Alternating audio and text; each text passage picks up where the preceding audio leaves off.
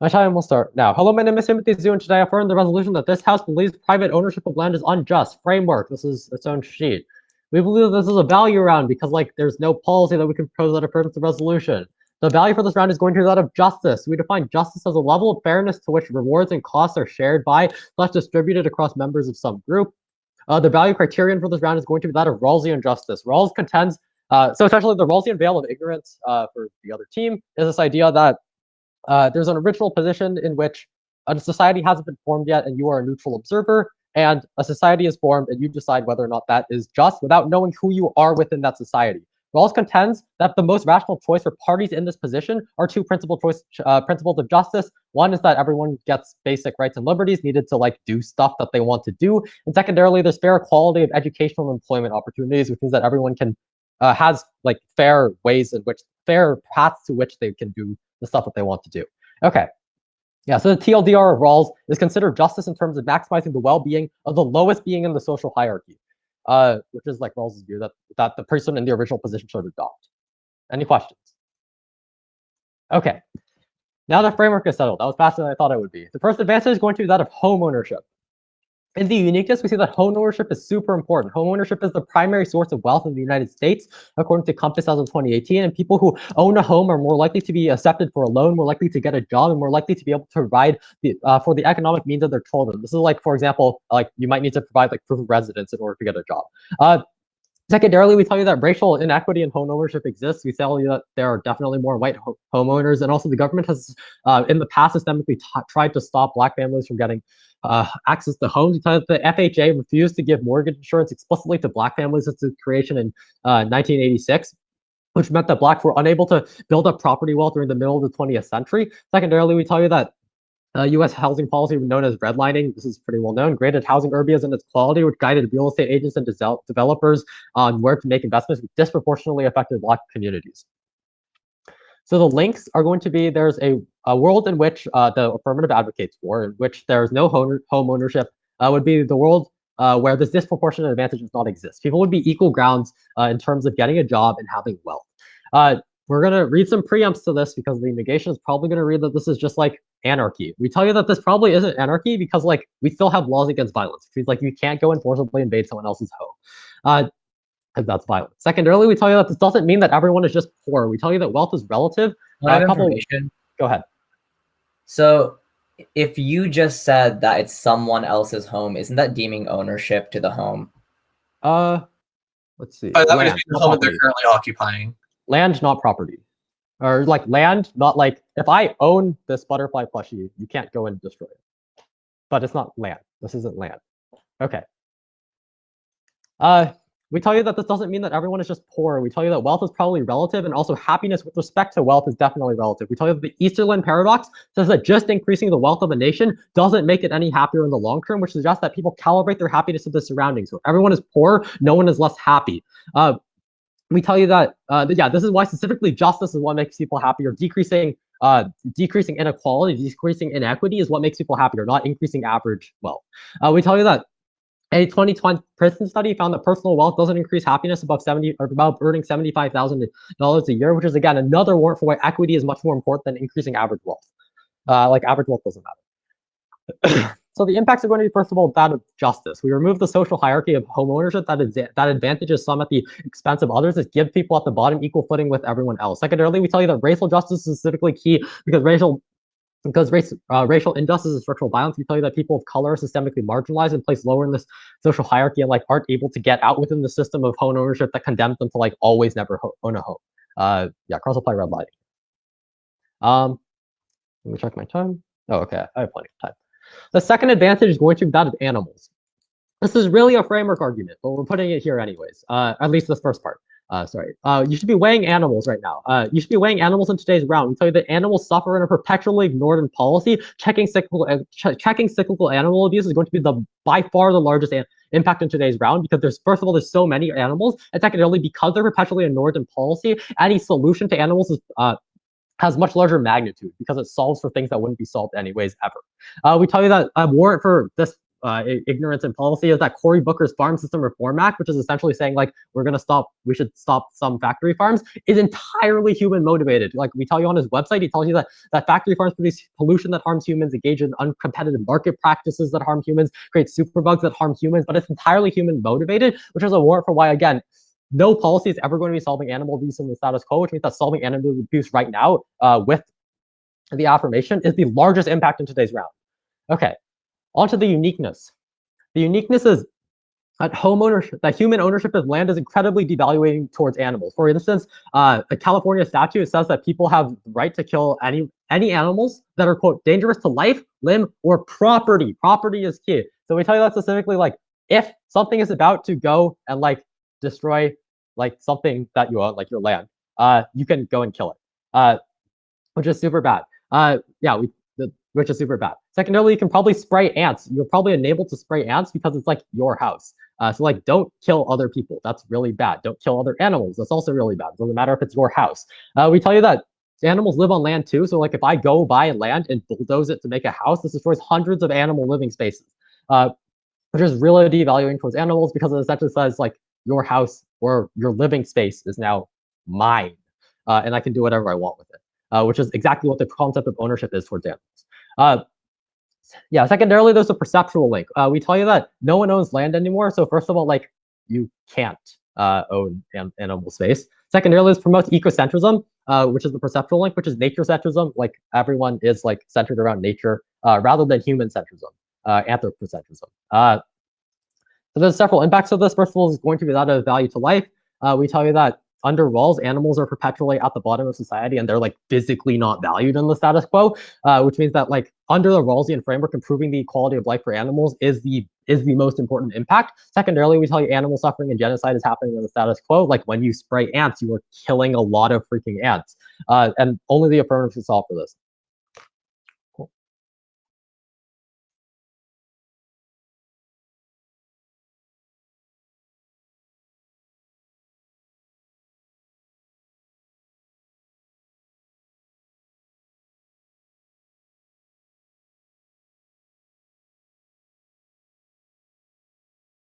Oh wait, is that it? Yes, that was my time running out. Oh, okay. I'm sorry. You spoke really fast. I just spelled fast. My bad.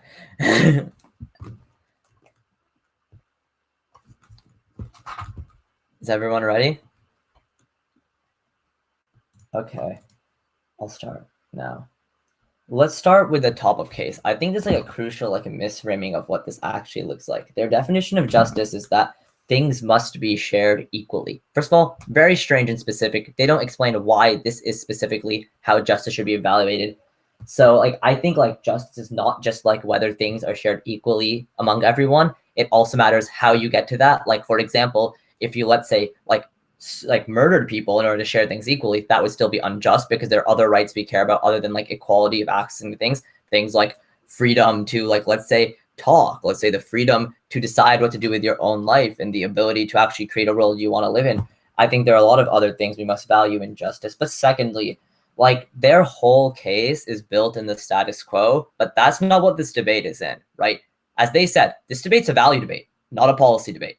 So they need to prove not just that in the status quo, a world which doesn't care about the private ownership of land is better. They need to prove that in any conception of the world, why private ownership is inherently unjust, right? They need to prove that in a world where there are systems of welfare that are strong, where there are systems that help provide equal access to money, why private ownership of land is inherently unjust. Not just in the status quo, there are many examples of private ownership of land being unjust, right? Because this is not saying, oh, this house believes that private ownership in the status quo or in America or in like the world is unjust, saying private ownership of land is unjust. They need to link the injustice not to how land is owned right now, but to in the inherency of owning land, which they've actually failed to do in their whole case. So they haven't really fulfilled the burden of affirming. Let me go into line by line. I'll go into our case. They have this argument about home ownership, right? They go and say, well, in the status quo, there is racism in how people decide to give people homes and give access to homes. Again, this is the status quo, and it's not the private ownership that's unjust. It's the racism that's unjust, right? They don't actually link the ownership to injustice. Then they go, well, AF advocates for everyone having an equal ability to get a job and have wealth. That means it's not the private ownership that's unjust, it's the unequal access to private ownership that's unjust. But that means people owning land where everyone has an equal chance to own it and having that private ownership, that's still just, given even if you follow this argument through. So if we have a world where people have equal access to money, to jobs, etc., and they own land, it would be just because their responses don't cover those worlds and those conceptions of reality. Value decisions and value resolutions have to work in every scenario, right? Because it's an overarching normative value. Isn't in this specific scenario, this value exists. But then also they come and tell us this idea that like, well, just because you don't have private ownership of land, it doesn't mean people can have anarchy. People can't just walk into your house. They make this delineation between having a house and having land, which literally knifes their entire case. Why does it do so? Because when they claim land is different than property, this is literally untrue, because the property is specifically on the land. The house is on the land. If people can be allocated specific property like a house that other people can't go into, that means you're also taking away the access of those people to go onto the land, because the only way to go into that land is be in that house. That means in the end, those people don't have access to that property publicly that is under that house. That means there's private ownership of that land because the people who own that house are the only people who can access it. This means there is private ownership of land functionally. This is why this argument doesn't actually work. And them trying to weasel out of my POI actually knifed their entire case, because they literally conceded that private ownership is good, that people should have private ownership of land so other people can't randomly walk into where you live, into where you are resting and trying to stay safe. I'll take the POI. Is there a house on every piece of land? No, but you're saying all private ownership is unjust. So on the land where there are houses, you are saying people owning those houses are unjust. Like, just because there isn't a house on every piece of land doesn't mean there doesn't exist land with houses on it. You have to prove that all private ownership is unjust, not private ownership of land without anything on top of it. Again, that would have been specified in the resolution, and it wasn't. It said land in general, even if that land has things on top of it. You need to engage with the resolution and not just the fact that like maybe empty land shouldn't be privately owned. And also, just because like it isn't like utile, right, for something to be privately owned, doesn't mean that thing is unjust. Things not being utilitarian, not being in net benefits, does not mean it's simply unjust. For example, like me being like let's say me like not wanting to help Robert with his homework isn't unjust just because I'm tired, even if the world where I help Robert with homework is better for everyone because Robert gets a better grade. Like I simply like it isn't unjust for me not to do something that I don't want to do, right? So they can't just say it's utile. Then this argument about animals, this literally happens in their world because, again, they tell you there's a difference between land and property. All the animal abuse still happens because people have private ownership to property. You can literally turn the entirety of everything here and like say that it happens in both worlds, because literally you don't solve animals because people feel ownership for their quote-unquote property, which is their houses. They still kill animals. They still build houses. The reason animals don't matter is because they don't prove it's actually greater magnitude. Just because something isn't being dealt with in this code doesn't mean it's greater magnitude. I could say no policy is being passed to solve people not being good at video games, but that doesn't mean people not being able to win video games is the biggest magnitude impact in the round today. Why do we think this is not the biggest magnitude impact? Simply because in the end, we don't know how animals feel about anything, and that's why we can't make any judgment about whether that is big magnitude or not. The reason we care about what humans feel and how humans react to things is because we can tell the feelings of humans directly, which means we can actually perceptually understand if it's good or bad. You can't do that with animals, so you can't claim any magnitude of animal impacts. But further, this idea of ecocentrism can exist in a world with private ownership of land if the societal narratives are there that tell you if you privately own your land and treat it well, it's good. Okay, why do we think private ownership is just, right? We need to prove that even one example of just private ownership exists. We think if someone develops land that was previously unused by anyone, let's say they build a farm on it for their family, we think they have ownership to that land because they have put work into making it a thing that is usable and by society. That means now they can go and sell goods to the rest of the community. We don't think it would be fair to say, nah, this land is publicly owned. Anybody can take food from your farm that you spent effort on building to help create food for your family and make the world safe. So we think these are examples where private ownership is just, given that you aren't taking it from someone or stealing, which is the unjust part. The unjust part is not the ownership, it's theft. Okay, so private ownership of land benefits society simply because people feel ownership over land and that they own, and therefore they actually invest in it because on the comparative, they don't feel like they're able to get the totality of the fruits of their labor they put into their land, so therefore they don't put as much effort into it. That means it's utile, at least, even if they claim that utility is the best standard of morality, for private ownership to exist simply because it makes sure people invest in land. We also think private ownership of land increases freedom, which is super crucial. We think it means the state doesn't get to have the final say on what you can do. Look at the state being disproportionately controlled by majority groups like white people, like men who are in status, who have social power. This means if the state is allowed to tell you what to do with your land, because that's the comparative here, if it's not privately owned, it's publicly owned, right? That's the alternative, because they don't really give you one, and it's the cleanest alternative to give. That means the state, which is controlled by majority dominant ethnic and social groups, can tell minority groups what to do. We think that's principally unjust. We don't think white people should be allowed to decide how people of color or minorities should be allowed to use their land. We think that is unjust. And we think if you live in a world without private property, that is the necessary outcome, because the people who are going to be dominating in the voter bases of the state are going to be majority ethnic groups. And we prevent that by allowing for private property, so that the majority ethnic groups can't tell what minorities what to do with their land, and stop the ability of minorities to fend for themselves and feel safe. So proud to oppose.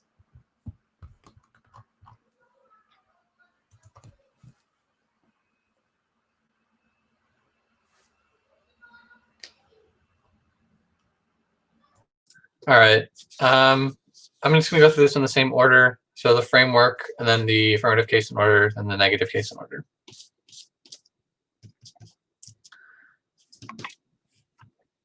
All right. Anybody not ready? Great. I'll start my time.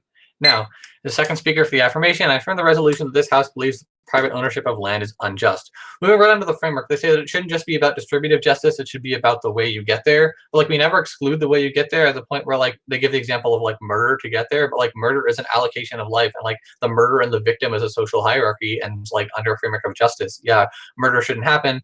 We're specifically talking about we're specifically talking about like the level of fairness to which like rewards and costs are like distributed across people, because that's how we're like defining justice. That is like a specific form of justice. It's probably a good form of justice to use, first of all, because it's like real world. Like Rawls is one of the main scholars cited in academic discussions of justice, meaning that A, it's probably predictable that like we're going to bring up Rawls, but B, it means it probably best educates us for future discussions of justice. But regardless, this is like a valid form of justice. Like the affirmative has like the burden of like defining the framework for the round, and we like define to you what justice is, and we give you a concrete version of what that means, which is like the Rawlsian veil of ignorance. Yeah, like there's really no like impact here. Like we're not like excusing like murder in the name of getting land or whatever. Yeah. Moving on to the next one on framework, they say this is like a value round and a policy round. So you should defend private ownership in any conception, not just in the status quo. First of all, usually people like referring to status quo, like first of all, like sure it has to go first of all, because that's what we actually know. Like pretty much every way that home ownership exists right now is it creates a power structure that in some way disadvantages minority groups that do not have ownership. And if you try to consider every single conception, that's literally infinite, because we can imagine a hypothetical world where if you own a house, everyone goes to heaven for all of eternity. And sure, that would be a just thing, but like that's not a reasonable thing that we should be considering. Like we should be considering specifically all the forms of home ownership that exist right now. Thirdly, this is also the key to like non-shifting ground, at the point where like if we were trying to defend like all hypothetical conceptions, we could try to like we could be able to shift out of any sort of ground by saying, oh, that's not what we meant, we're actually talking about this world where it's unjust or whatever. And so like holding us to specifically like what is going on and what we know are the current impacts of like land ownership is going to be the best way you actually know exactly what the offense on each side is, and we can't just like weasel our way out of any offense they read against us. But also, even if you buy that we should be like valuing this in any conception, like there's no reason to reject us on that, because like we're talking about like a power structure. How about like the ownership of land creates a power structure? We just give examples of how that power structure like manifests itself in the current world. And we said that any power structure is unjust because we're talking about the social hierarchy, and like we're trying to maximize the well-being of like the lowest person, or like the lowest being in that power structure. And so like the impacts we read, yes, are not every single impact of that power structure that exists, but all those impacts are still a reason to vote for us, are still offense for us, because they're proving that like they're reasons that it is unjust. So like even if you buy that like we have to defend like every totality, we're giving you a subset of the totality that we're proving is bad, and so we can prove that if that's on net bad, then you should be voting for us. On to the affirmative case. So on our first contention of homeownership, they say like the issue is not of homeownership, but that of racism, and it's racism that is being unjust. Like extend like the framework I read that like we should be considering about like what things are happening right now, because that's the only thing that we can actually conceptualize and know what the elements on each side is. But even just, I'm going to assume that like we're operating under the framework of defending like the totality of all hypothetical worlds. We say that like in any hypothetical world, humans are racist. Like the psychology of humans creates in and out groups and like discriminates against the other, meaning that any power structure is going to create racism where like those in power discriminate against the race of like whoever is not. And so at the point where we tell you that the existence of owning land inherently creates a power structure of someone owning the land and another person not, that is always going to create some amount of racism or other discrimination in every instance. Moving next on to the point of like public versus private access, they say that like if a person is living on land that and like you say people shouldn't be able to invade it, and that's virtual ownership. But like ownership is not equal to occupation. Like the only change in the world we're defending a world where everything is the same except you can no longer own land. There is still laws against like killing people or otherwise violence, meaning that like we're saying you should be able to occupy land that others are also occupying if you're not harming the well-being of that person. But if you're like forcibly going into like a house currently occupying, sure. So what is classified as harming the well-being of the person? Because you could say someone who just hasn't been that, who doesn't like live in that house permanently, going in harms their well-being because they're taking up their resources. So what is the standard you're using for that? Literally causing physical harm. If they're taking resources, that means they're like stealing things that they own, because we're only talking about land ownership. We're not talking about the ownership of other things. But also we're talking about the point where like if you like assault someone and try to like forcibly remove someone from their home, then you like get tried for assault or whatever, like causing physical harm. Regardless, we're saying like there's no reason that if you're not doing anything illegal to like someone else, like you shouldn't be able to live on their land. Like that's what we're defending. Yeah, and then that's just like something being net beneficial is not a reason that it's not a justice question. And like I don't know why they're saying this, because like we didn't read anything about net benefits. Like we're specifically impacted out to justice, and we read specifically that like this existence of home ownership, the very power structure that home ownership creates, is currently unjust and will be unjust in every instance by nature. On to our second argument about animals. Pretty much their only argument here is that like animal abuse still happens whether or not like you own the land. But first of all, like extend like the status quo that home ownership is being used as like justification for like the killing of animals. But second of all, we can see that like in this hypothetical idealistic world, like ownership is what causes people to like bulldoze and exterminate animals, and people that own land are more likely to kill the animals upon that land than those who don't, because a world in which ownership does not exist is a world in which like conceptions of like sharing land are more like are more sharing based, meaning like you're more likely to like be willing to coexist with an animal. Like it's like the sense of entitlement in the ownership is what's causing like the attack upon animals in the status quo, and again is what's going to cause it in any sort of like theoretical world. So you can understand all our impacts. They don't tell you why we should be evaluating animals. I mean, all our impacts to like animals dying are like massive and are all issues of justice, because animals, as we tell you, are like placed below the social hierarchy from humans. And they say like we don't know what animals want, but like we know that animals don't want to die. Like that's a pretty clear thing that we should be trying to avoid.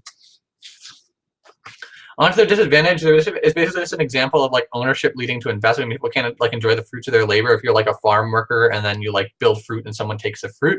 But like you can still own the piece of fruit. Again, we're just talking about land ownership. We're not talking about other forms of ownership. So like if you take someone's fruit, that's still stealing and you're going to be prosecuted for it. So we're defending a world again where everything is the same except for the ownership of land. And so like developing private property is like still going to be like developing fruit is still going to be a material benefit to you, so you're going to do it.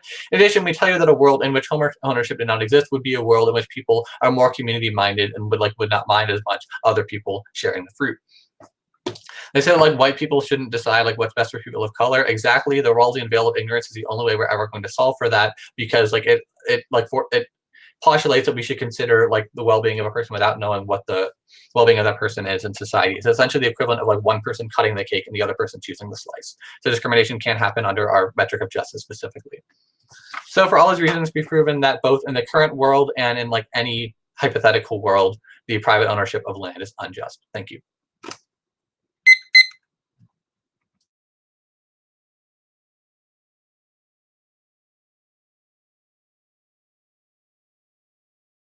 Okay, so my name is Robert Farbman. I'm the member of opposition, he, him pronouns.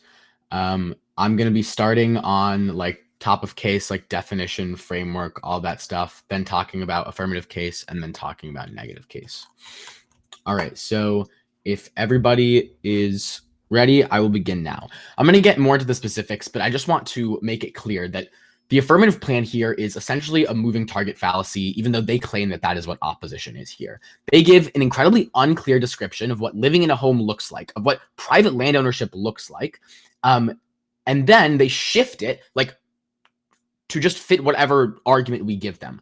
Again, don't let the member of government do this. I'm going to explain like throughout in specifics where that comes up, but I think that's important to just observe.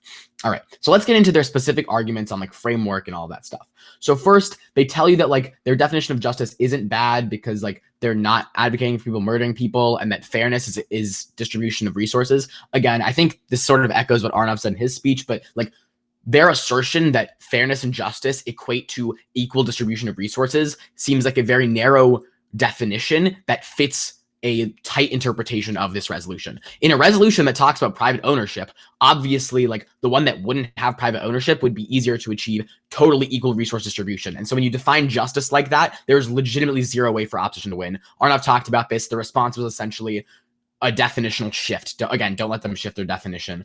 All right.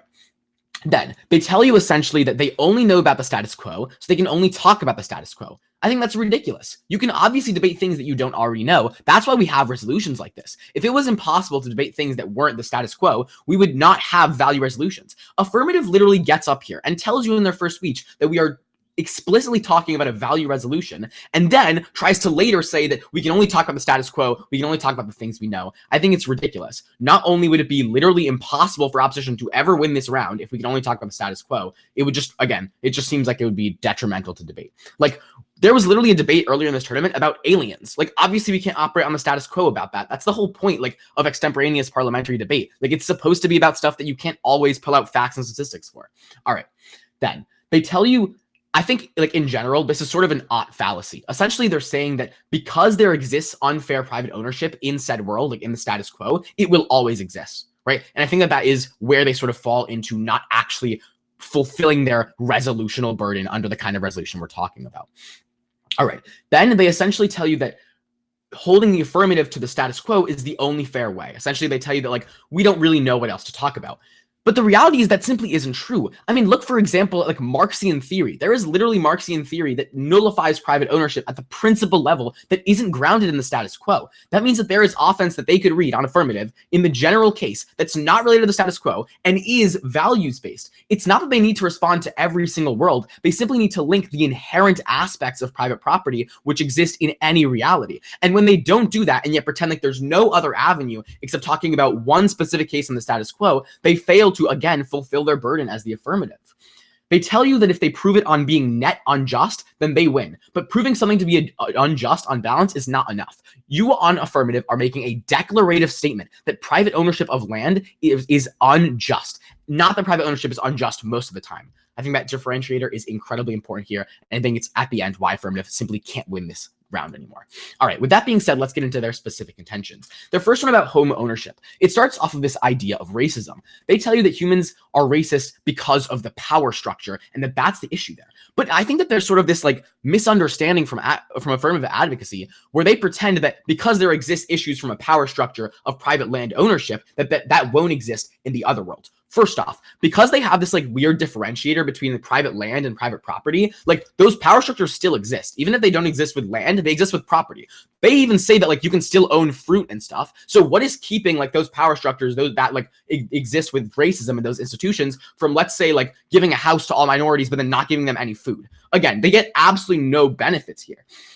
They tell you that like they defend the status quo. Like you can't take your own land, that like you steal stuff. Like I think it's important to understand that it falls apart because of the like the sort of arbitrary differentiation between land and property. Let's say, for example, there's like land that has a house on it. How are you going to differentiate private ownership of that land or of that house? And when affirmative tries to like shift their definition and say that people can own anything except land, it falls apart because they just don't have access to any of their impacts then. And then they're making a declarative statement that something is unjust, even though they're actually sort of just advocating for the same thing we are. You know why? Not right now, thank you. Again, they talk more about like this power structure. Like, I think that's ridiculous. Again, in the under affirmative advocacy, like a bunch of white people could move into a person of color's house, like not harm them, but just take up their space and like what they think is their house. And like, there is no private ownership of the land under that house. So how are you ever going to justify that not fitting under like the definitions of the affirmative advocacy? All right. Now their second contention about animals. So I think the issue here is that, again, it depends on something bad existing in the status quo, while totally ignoring that that's not really mutually exclusive to the status quo. They tell you that home ownership is how we justify killing animals. In specific, in their first speech, they talk about this California statute that like allows animals to be killed if like you own them and you own their property. Two reasons that they really don't win this argument. The first one is because in their weird like seating thing about like how people can still own private property, people can still own animals. People will still have like full power to do this to animals. Just because you can't own the grass under your animal doesn't mean you can't still abuse the animal you own. And second off, we have to see why people use home ownership to justify animal abuse. Is it because people love abusing animals, or is it because people have some perceived harm from those animals that leads them to abuse them? It is the second one. Let's take the example of ants, for example. Just because you can't use home ownership to justify killing ants doesn't mean humans won't be annoyed by the ants overrunning their property. And it doesn't mean that they won't find another way to kill them. If it's not private people, it will be the state that then owns this land. There's no reason to believe you get any actual net difference on harms to animals, which is what they rest like 90% of their morals and in this case on. Again, like they tell you that like you should extend all of these impacts on like huge morality of animals. Not only do you get analysis from Arnav that doesn't really get responded to on why like them saying it's the biggest magnitude impact doesn't make the biggest magnitude impact. But again, realistically, you don't get any change on that. Like there's no actual difference in AF advocacy and neg advocacy. Just because you can't use home ownership to justify it doesn't mean you're still not going to get widespread animal abuse, like killing of insects. Like those are things that like humans consider pests and will find a way to get rid of, regardless of what the justification for it is. All right. Let's move on to their responses to our case. There are just a few, so this should be quick. In response to our first contention about like private ownership and like the benefit it has to society, they essentially tell you like you can still own fruit. Two reasons this doesn't work. The first one is we tell you that even if you can still own fruit, like there's going to be very little protection around that because again, like that fruit, those fruit trees have to rest on land. So either affirmative concedes that like you can't own that and you are stripping anybody of the right of really owning anything, or if they still want to like to go with the definition that it's not right now, thank you, that it's only the actual land under you, then they cede literally any impacts because as we've shown, you can still pretty much do anything you do in the status quo under that system. And then in response to our second contention about freedoms, you actually get very little response because I think it's pretty obvious that like there are like a lot of utilitarian harms. Like we do value freedoms in society. They tell you that like discrimination can't happen in AF advocacy because of the Rawlsian framework. I just don't see that. Again, go back to like me and Arnav's analysis about racism and how those power structures, even if you change the power structures, doesn't mean you're going to remove the racism that's embedded in that. Doesn't mean you're going to remove the way humans act. They actually concede in their speech that humans will often act in that way based off their group and discriminate against those who are in lesser positions of power. All of this is why I'm incredibly proud to oppose. Thank you.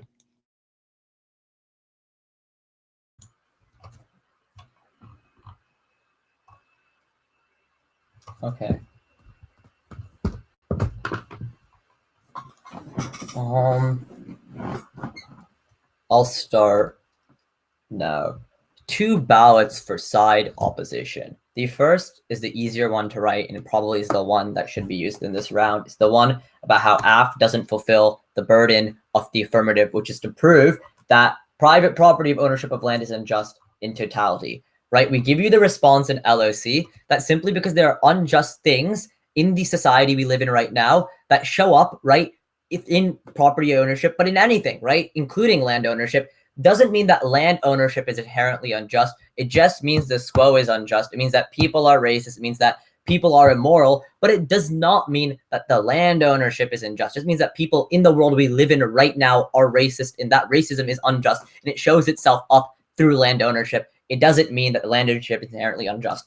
Then they really don't respond to, other than saying, there's no way we can respond to it because like it's hard, I guess, and they didn't have the arguments prepared. But then Robert tells you very clearly there's Marxian theory they could have read if they really wanted to explain why private property is inherently unjust. And furthermore, they had the choice, right, to choose this motion between two. If they didn't know the arguments, they shouldn't have chosen this motion in the first place. But Point really, of order. This is new. Sure. The argument that we could have picked a different resolution is just new. I think it was more like rhetoric. It wasn't part of the actual reason we win the round. So sure, if you want to say it's new and don't count in the ballot, fine. Like, that's not what we win this argument on. Okay, is everyone ready? All right. So yeah, we win on this simply because we've told you time and time again, they had a burden to fulfill. And MG, instead of fulfilling the burden, they tried to say it was too hard. And MO, we tell them, look, it's not too hard. And in, like, since we introduced it in LOC, I think it's a little bit like late for them to come up with new arguments to prove why specifically these arguments are impossible to make, given that we can't respond to it. And we gave them the chance to make these arguments right in the MG speech. So probably just vote for us right there. But let's say you buy the arguments, right? That, look, we need to talk about the society we live in today and about how this leads to more equal distribution of resources. Robert gives you all the responses you need. I gave you them as well. What are the responses? Basically, we tell you that in the context of home ownership, all these power structures are still going to exist because people will just be racist in different ways and still going to exist in how people interact with each other. Because private property still exists, their assertion that, like, look, just because private ownership of land is gone, we have perfectly equal distribution isn't true. But also further, like, just take Robert's example. People can just go into your house, like a bunch of white people can go into like a black person's house, make them feel uncomfortable and feel like they need to leave without causing like any like physical harm. That is like the bright line they give us, right? For like when you need, like when like they have to leave the house, right? There are ways within like sort of like their model, which like shifts around a bunch. It's really unclear like what the standard is for people not being allowed to go into a house that is inhabited by someone, right? In their world, there are ways people can still use the silo structures to push people out of housing and perpetuate these social hierarchies. And that what that really proves that the social hierarchies are a problem. It's not the property ownership or the land ownership. Then like the reason animals also doesn't matter is simply because like here's the two things. They don't really respond to our arguments about why animals like what animals feel is not capable for humans to value, right? We tell you like when you're talking about like valuing something as justice, we need to be actually able to interpret like what people are feeling. They go and tell us, like this is the extent of the response. We know that animals don't want to die. Well, actually, no, you don't. Have you ever talked to an animal? Like, come on. This is the issue. We give you in the LOC. Oh, sure. Yeah. This is just new. Like, no, it's literally just cross-applying the thesis of the argument, which is that we don't know what animals want. And no, okay, we responded to it in our second speech. Nothing in the MO, literally nothing in the MO responding to animals don't want to die. Was that we know animals panel will take it into consideration. Yeah. It's judge's discretion. The response was we don't know animals. We know animals don't want to die, but that didn't deal with my initial argument, which we don't know anything that animals want in general. That didn't deal with that argument, which is why I can just restate the argument and use it as a response to them claiming they know what animals want. Judge's discretion. No, I'm just extending the argument. I'm on time now. Okay. Oh, sorry. Okay. Yeah. Okay. I just paused. I'm starting. I'm at 3:42. Okay. But also further, cross-apply all of Robert's analysis. People are still gonna harm animals. Like just because you don't feel like you own your house doesn't mean you're not gonna be like, I don't want this ant in my house. Let me kill it. Just because you don't like own your house doesn't mean you're gonna want like, let's say like, wolves or deer walking through your house. You're still not gonna want that. You're still gonna kill them if they go onto your property. So again, this argument doesn't hold any water. So even in their best case, they get like 0 impact. So you probably just vote for side opposition. So proud to oppose. Okay, order is going to be an overview, framework, and then just the second advantage. I'm not going to hit any other sheet in this round. My time will start now. Overview, they concede out of the 1AC. Ecocentrism outweighs any anthropocentric impact. In my first speech, I said something exactly like that, which is that solving for ecocentrism in any capacity outweighs the entirety of the negation because they never reach you an animal impact, which means that they are not going to win case, as you'll see in a second. Secondarily, there's massive confusion that I don't get to clarify because they don't take my POI over whether or not the negation is agreeing that the only crime in the world of the affirmative is physical harm to another being. And I'm just going to say the negation is arguing that that's what we're advocating for. Sure, that's what we're advocating for. In the world of the affirmative, the only crime is physical harm. I go and stab you to another being. And like, I was trying to ask this POI, man. This is like your fault. Okay. On the framework, they tell you that Rawls is narrow. No, it's literally not. Rawls is probably the most general framework that we could have read here because it applies, because Rawls specifically encompasses the entire everything in a society, right? They also give you no alternative definition to justice, which means that just default to ours. It doesn't matter if they tell you reasons why ours is bad. You don't have a way to evaluate the round if you throw out our definition because they don't give you. Yep. This argument that we gave no alternative for standards for justice is new should have been given in the MG in response to our LOC challenge. Secondly, we did give alternative standards, so like it's probably not true. It doesn't really matter. Like if you don't have an alternative definition, I don't even need to say that you don't. Okay, sure. Like okay, my time will restart now.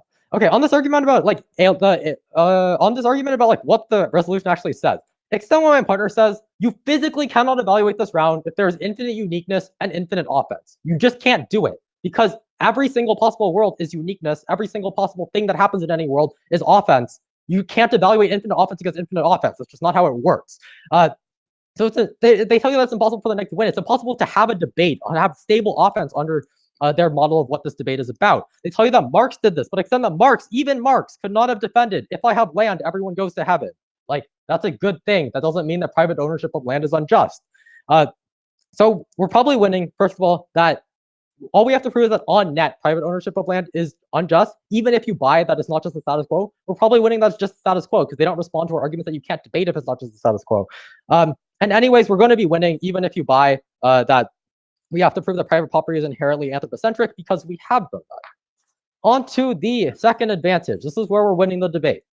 Extend that if we get access to literally any impact under the second advantage, we've won this debate because of the framing that I read to you out of the first speech, which is that solving for animal impact solves for this like infinite cyclical structural violence against animals.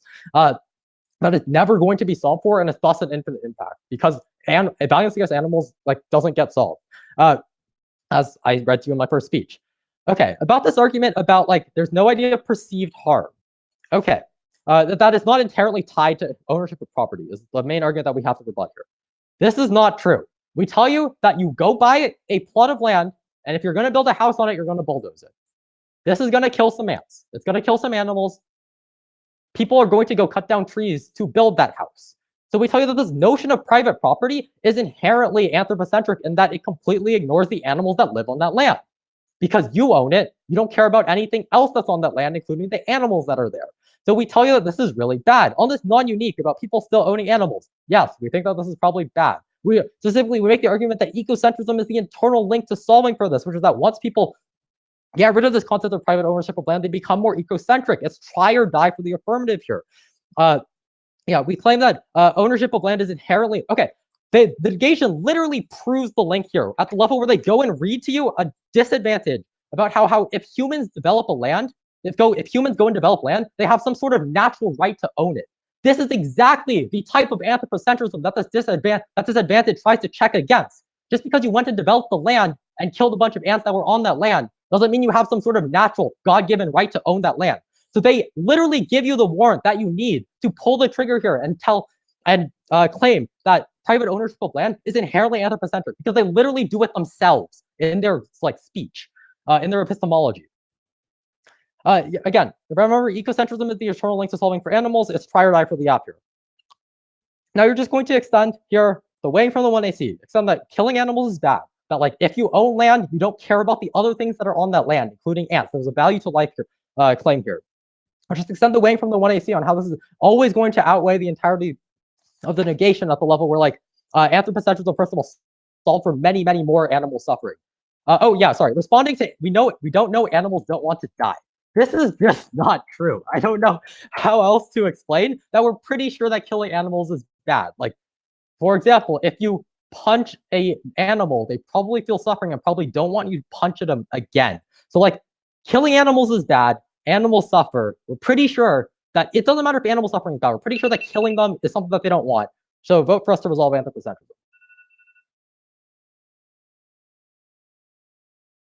All right.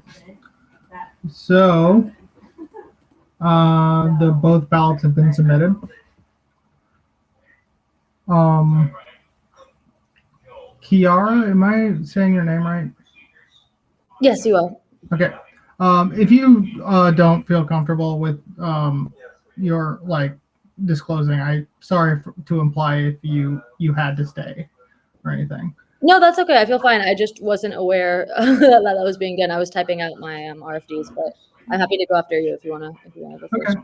Well, so I voted AF on this on the framework. I don't I agree with the AF that trying to conceptualize the most perfect world in which private land ownership is impossible to actually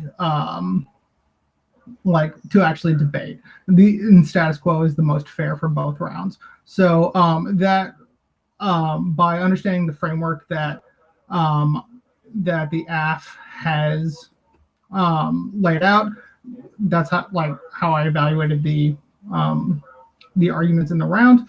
Then going on, I think there was a fundamental misunderstanding between personal property and private property, because I believe that's what the app was actually going for. Any private ownership is a lot different than personal ownership, which is a valid conception in Rawlsian and Marxist theory and a lot of different non-capitalist thinkers. So going through that, that's really only what the neg had to was arguing, is that there's no difference between personal and private property.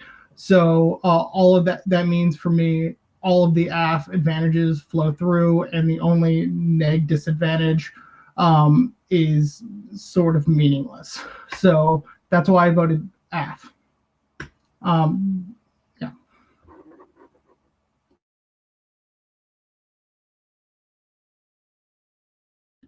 Oh, am I unmuted? Yes. Okay, cool. So I actually voted op for a few reasons, but I agree with the previous judge that it was a great round, and this is actually the best round I've seen all tournament. So I agree with the previous judge that the framework in regards to the value criterion went to AF just because op didn't really provide a separate framework, but seeing as how op's arguments that were within the round both could be evaluated under Rawlsian framework, I didn't think that mattered that much. I think that the biggest point of contention in the debate, I think there were two. I think there was a lot of ambiguation regarding land ownership and property ownership. And I think that kind of made the debate murky in ways that it didn't have to be. And I think that the other biggest point of contention was how to evaluate what AF had to prove. I ultimately agree with what Op said, which is that AF isn't proving that private ownership is unjust in and of itself. But I also agree with AF that they didn't have to defend every possible world. I think that there's in a value round, and when you're speaking about philosophical issues just writ large, to prove that something is unjust in and of itself, you don't have to be talking about every single possible world and the empirics involved in every single possible world. I agree with AF that would be a ridiculous sort of burden, but you can talk about if something is inherently unjust without having to say that this sort of tangential, not tangential, but the sort of empirical reason is what makes it unjust. So I'm not sure if that's making sense, but you don't have to cover the ground of every single possible universe to prove something is unjust. But you do have to you do have to prove that there's something about it which makes it inherently unjust. And I don't think that Gov was able to do that. I think there was a path to victory for Gov if you had said all ownership of property is unjust, because you guys gave some good arguments as to why there's always going to be a power structure, and there's just something inherent to the ownership in general that because of that power structure will make it unjust.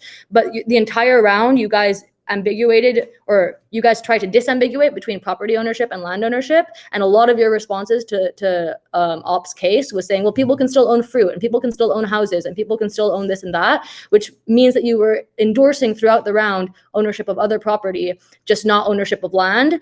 And all of the reasons that you gave as to why land ownership was unjust, I thought ultimately could have been could also apply to just property in general. So you guys could have either said property ownership just is unjust, all property ownership, whether it's land or other type of property, in which case I probably would have given you guys the round. But seeing as how you endorsed all other types of ownership, I think that you didn't show any reason as to why there was something inherently unjust about ownership of land. So then going on to like the actual contentions themselves, I think that a lot of the Gov case about animals kind of fell because you guys did endorse home ownership. And as Op pointed out, people will still hate animals if they're just, dwelling on a house that they own and land that they inhabit, because the aggression is going to exist whether or not there's ownership. But this was not responded to, that the state would own land anyway, which would still lead to like aggression towards animals. So a lot of the sort of turn towards ecocentrism I thought wasn't warranted well enough to win out in the round. And then I think that I voted on Op basically because of that. I just bought the first question that I already talked about that was given in the rebuttal, which was whether or not you're proving that land ownership is unjust in and of itself. But I also think that Op's second argument, even if I hadn't voted off of that, Op's second argument about increasing freedom for minorities to be able to like live privately instead of the state owning the majority ruled state owning the land itself. I thought that the like bright line that you guys gave about like, oh, we're just going to stop people like entering other people's houses if like tangible physical harm is being done, that bright line was like not good enough. And I bought the argument that if what Gov says, which is that there's always going to be power structures that cause racism, is true, then the Op argument that minorities need to be able to own their own land, to have their own freedom from the majority structures, I bought that that's going to be like a disadvantage in a world where there's no private property. But really, really great round. I gave you guys all really high speaks. It was really enjoyable. Good job, everyone. Thank you. Thank you. Thanks. That's a great round. Good round, guys. Well, not much sense in saying good luck anymore, but good tournament, I guess. Yeah. Okay, thanks, everyone. See you.